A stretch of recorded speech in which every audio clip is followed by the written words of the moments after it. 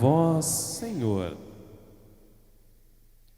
Naquele tempo, Jesus foi para o Monte das Oliveiras.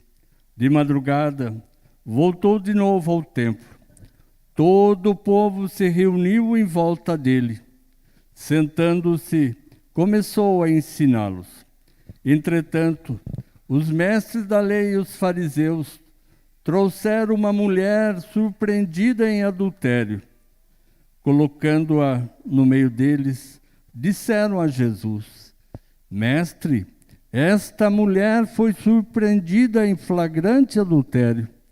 Moisés, na lei, mandou apedrejar tais mulheres. Que dizes tu? Perguntavam isso para experimentar Jesus e para terem motivo de o acusar. Mas Jesus, inclinando-se, começou a escrever com o dedo no chão. Como persistissem em interrogá-lo, Jesus ergueu-se e disse: Quem dentre vós não tiver pecado, seja o primeiro a tirar-lhe uma pedra. E, tornando a inclinar-se, continuou a escrever no chão. E eles, ouvindo o que Jesus falou, foram saindo um, a começar pelos mais velhos. E Jesus ficou sozinho, com a mulher que estava lá no meio do povo. Então Jesus se levantou e disse: Mulher, onde estão eles? Ninguém te condenou? Ela respondeu: Ninguém, Senhor. Então Jesus lhe disse: Eu também não te condeno. Podes ir, e de agora em diante não peques mais. Palavra da salvação. Glória a vós, Senhor.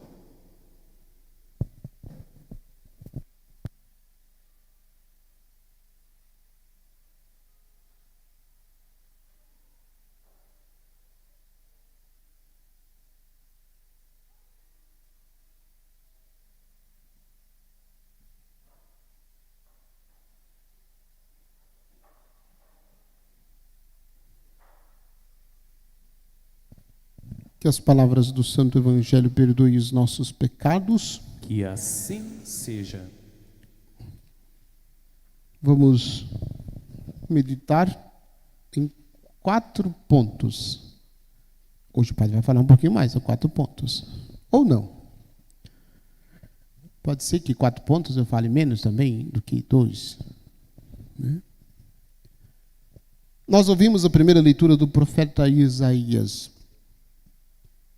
E o primeiro ponto a ser observado por nós é que Deus conduziu o seu povo para a libertação.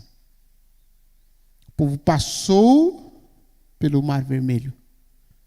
É como sinal da libertação de Deus. Como sinal de que aquilo que Deus prometeu, Deus está realizando. Esta vai ser a terceira leitura do Sábado Santo, o Êxodo. Leitura do livro do Êxodo, capítulo 14. O povo passou pelo Mar Vermelho, a pé enxuto.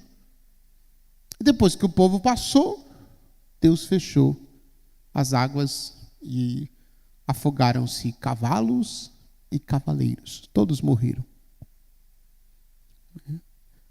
Primeiro, notem, Deus libertou o seu povo. Libertou da escravidão, libertou do pecado e os libertou da morte. E aí o profeta recorda isso e acrescenta uma observação importante. Depois desta recordação, diz o profeta: não relembreis coisas passadas, não olheis para fatos antigos. O que Deus realizou com o seu povo, saindo do Egito e seguindo rumo à terra prometida, é sinal do que Jesus irá fazer conosco. E o que Jesus irá fazer conosco na sua Páscoa é justamente a novidade que Deus está anunciando. Não relembreis coisas do passado. Esta recordação do que Deus fez não é somente uma lembrança do que Deus realizou no passado, mas é uma certeza do que Deus realiza no presente. É uma certeza do que Deus realiza no presente. Como imagem de Jesus. Que em Jesus, como diz lá o capítulo 21 do livro do Apocalipse, eis que faço nova todas as coisas. Em Jesus tudo se renova, tudo se faz novo. E nós iremos contemplar isso na Páscoa.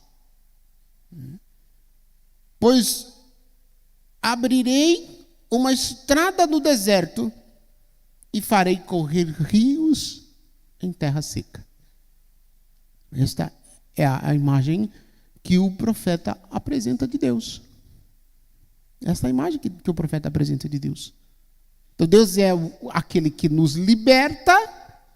Notem que eu não estou dizendo libertou, mas eu estou usando no presente. É aquele que nos liberta do pecado, do mal e da morte. Nos liberta.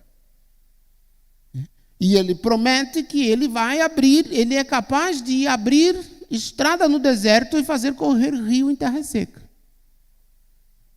Este é o poder de Deus. Este é o poder de Deus. Poder de Deus manifestado em Jesus de Nazaré. O Filho eterno que se fez homem e veio morar no meio de nós, morreu na cruz e ressuscitou ao terceiro dia para nos salvar. E aí, quando a gente compreende isso, a gente entende a atitude de Jesus no Evangelho. Apresentam para Jesus uma mulher que foi flagrada em adultério. A lei de Moisés ordenava que tais mulheres fossem apedrejadas.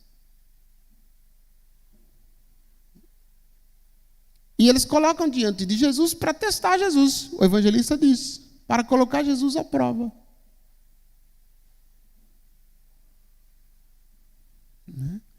Uma coisa que eu fico curioso para saber, com quem essa mulher estava cometendo adultério? Cadê o abençoado do homem que foi que ela cometeu adultério? Não aparece.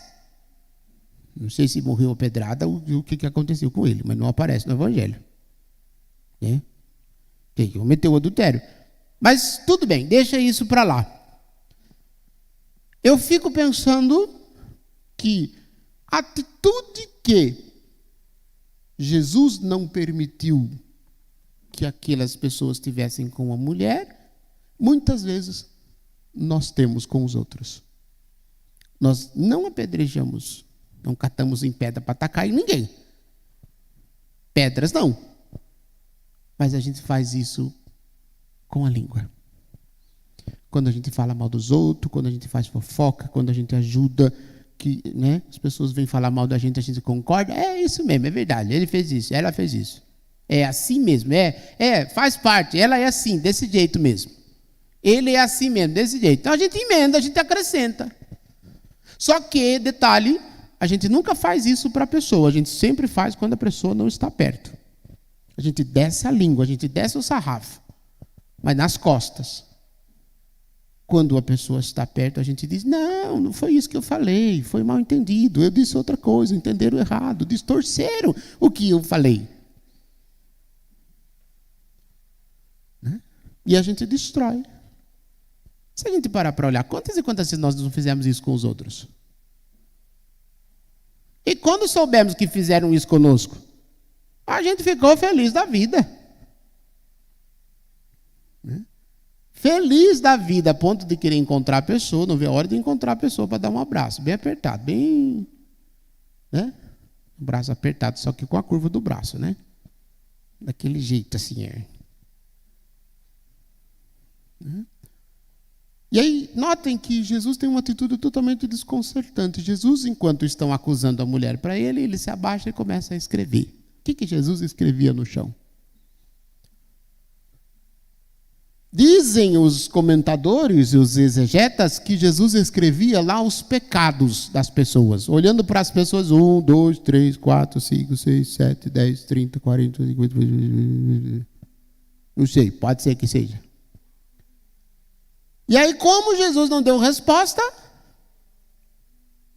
eles continuaram perguntando. Jesus se levanta e faz uma pergunta. Essa pergunta de Jesus é fantástica. Quem de vós não tiver pecado, seja o primeiro a tirar-lhe uma pedra. E aí o evangelista traz um fato que é curioso e ao mesmo tempo engraçado.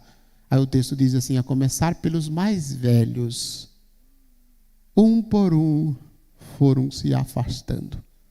Um por um. A começar pelos mais velhos. Por que será começar pelos mais velhos? Né? E Jesus ficou sozinho com a mulher. E Jesus faz uma pergunta para a mulher que eu acho também sensacional. Onde estão aqueles que te acusavam? Mulher, onde estão eles? Ninguém te condenou? Ela respondeu: ninguém, Senhor. E Jesus então disse: eu também não te condeno. Podes ir. E de agora em diante, não peques mais. Não disse que concordou e não concordou. Jesus não concordou com o pecado dela. Jesus perdoou. Mas disse: vai daqui para frente e não peque mais. Só faltou ele dizer assim: crie vergonha na cara e não peques mais. Essa parte é o padre que está falando. Jesus não falou. Vai e não peques mais. É o que o padre diz para a gente na confissão, quando a gente confessa os nossos pecados. O Senhor te perdoou. Vai e não peques mais. Às vezes a gente nem termina essa frase. A gente fala assim: o Senhor te perdoou. Vai em paz. Que o Senhor te alcance. Que o Senhor te acompanhe. Então, o Senhor perdoou. Atitude desconcertante. Que nós precisamos observar. A segunda leitura, 2 pontos para inteirar 4. Quando Paulo diz na carta aos Filipenses, lá no final do versículo 8, no meio do versículo 8, ele diz assim: por causa dele eu perdi tudo. Por causa dele eu perdi tudo. O que você já teve que deixar para trás por causa de Jesus? O que você já perdeu por causa de Jesus? Você já perdeu alguma coisa por causa dele? Se você não perdeu, você não está seguindo ele. Você está seguindo outro. Porque todo mundo que se dispôs a segui-lo, perdeu alguma coisa. Eu vou fazer 12 anos de padre agora, em abril. 25 de abril. Um dia depois da costelinha do padre. Eu vou celebrar o aniversário de ordenação com a costelinha do padre. Celebro 12 anos. Eu deixei para trás uma série de coisas. Deixei para trás um emprego, deixei para trás um salário bom naquela época. Salário bom. Não era salário pequeno, não, era bom. Tinha comprado meu primeiro carro. Um golzinho quadrado, seminovo. Coisa mais linda. E eu tive que vender para entrar no seminário, porque no seminário não podia levar. Vendi com dor no coração. Falei: ai, meu carro que eu tanto gosto. De lá para cá fiquei sem carro. Agora tem um Fusca, guardadinho lá. Mas é Fusca só para enfeite. Está lá. E deixei uma série de coisas na vida profissional. E deixaria tudo de novo se fosse preciso. E hoje estou como padre e pároco de vocês. Fazem 12 anos que vai fazer que eu sou padre e já fez 3 que eu estou aqui. E você? O que você teve que deixar para trás por causa de Jesus? Você já teve que deixar alguma coisa? Não teve ainda? Não deixou nada para trás? Então te prepares que você vai ter que deixar alguma coisa daqui para frente. Né? Não pode seguir Jesus e ter o coração apegado às coisas materiais, não. Não combina. Não dá certo. Até porque caixão não tem gaveta. Não dá para colocar as coisas no caixão. Enfim, deixa para trás o que te impede. E siga Jesus. Depois do versículo 12, a metade do versículo 12. Não que eu já tenha recebido tudo isso ou que já seja perfeito, mas corro para alcançá-lo, visto que já fui alcançado por Jesus Cristo.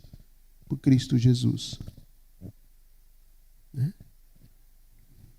Eu ouvi uma vez Dom Henrique contando uma história de um corredor maratonista da década de 60, final da década de 60, início da década de 70. Ele era maratonista, tinha ganhado muitas medalhas, troféus. Viajou pelo mundo inteiro correndo. E no meio da vida dele, o Senhor decidiu chamá-lo para ser sacerdote. Ele seguiu o chamado e foi ser monge beneditino. Entrou para o mosteiro beneditino, estudou, fez todo o processo de estudo e foi ordenado. E no cálice de ordenação dele, ele derreteu as medalhas, os troféus que ele tinha ganhado e mandou fazer o cálice de ordenação. Ele escreveu no pé do cálice, embaixo, a seguinte frase: eu corri tanto que alcancei Cristo. Eu corri tanto que alcancei Cristo. Esta deve ser a nossa corrida. Por Ele nós devemos nos empenhar. Por Ele nós devemos dedicar tudo, tudo, tudo, tudo, tudo, tudo, tudo. E aí, Paulo diz aos Filipenses: na verdade, eu considero tudo como perda diante da vantagem suprema que consiste em conhecer Cristo, meu Senhor. Por causa dele eu perdi tudo, considero tudo como lixo, para ganhar Cristo e ser encontrado unido a Ele. Você sabe o que Paulo perdeu? Paulo era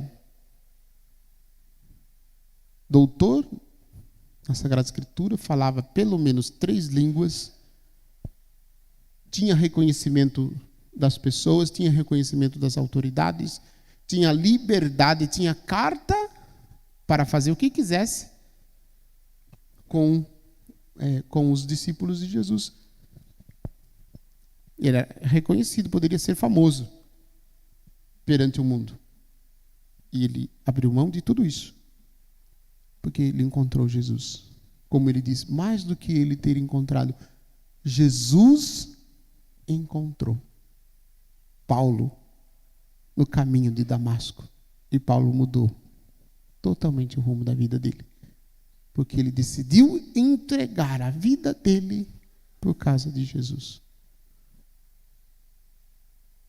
De novo, eu te pergunto, você já teve que deixar alguma coisa para trás por causa de Jesus? Você já deixou alguma coisa para trás por causa de Jesus? Se não deixou, você ainda não sabe o que é seguir Jesus. E se deixou, não olhe para trás com saudosismo. Porque se você olhar para trás, pode acontecer como aconteceu com aquela história lá da mulher como é que é? Da mulher que virou sal lá? Que olhou para trás, com saudades do que deixou para trás. Olha para Jesus e segue o caminho dele. Porque quem tem Jesus, ainda que não tenha nada, tem tudo. E quem não segue Jesus, ainda que tenha tudo, não tem nada. É isso que nós devemos fazer com mais profundidade nesse tempo quaresmal que nós estamos vivendo. E já está no finalzinho. Domingo já é domingo de Ramos. Se você não preparou direito o coração, você tem aí uma semana para você, 2 semanas, 1 semana e meia para você preparar. E quando digo preparar, é fazer uma boa confissão. Não me vá celebrar o Sábado Santo sem se ter se confessado. Não vá fazer isso. Aí fica dando desculpa. Não, mas eu não consegui. O padre não está todo dia aqui na igreja atendendo confissão. Vai ter mutirões de confissões aí. Nós tivemos mutirões e teremos na Santa Cruz na segunda-feira. Teremos aqui no dia 6. Então você largue mão de ser preguiçoso. Cria vergonha nessa sua cara. Deixa de ser sem vergonha. Vá, procure fazer uma boa confissão se você ainda não fez. Então fique com com esse pensamento bobo que você fica aí pensando, não vou conversar com o padre não, porque o padre conhece a minha vida e fica lembrando dos meus pecados. Largue mão de ser sem vergonha. Fica enrolando. Fica dando desculpas, você vai ver só o que vai acontecer com você. Então, se não se preparou ainda, se prepara. Faz um bom exame de consciência e faz uma boa confissão. Para estar com o coração puro, para estar com uma vida purificada, para celebrar a Páscoa de Jesus e cantar o cântico dos redimidos. O aleluia cantado pelo povo, como a gente entoa no precônio pascal. E você já está pronto ou não está pronto ainda? Pergunta para o seu vizinho da direita e da esquerda só para ver a cara dele. Você já está pronto ou não está ainda não? Você já está pronto ou não está ainda não? A gente faz assim, mas é que nem o Chaves, né? Faz uma cara, meu Deus, tenha piedade de mim porque sou pecador. Né? Então, pensa bem e busque cada vez mais a graça de Deus. Louvado seja nosso Senhor Jesus Cristo. Para sempre seja louvado.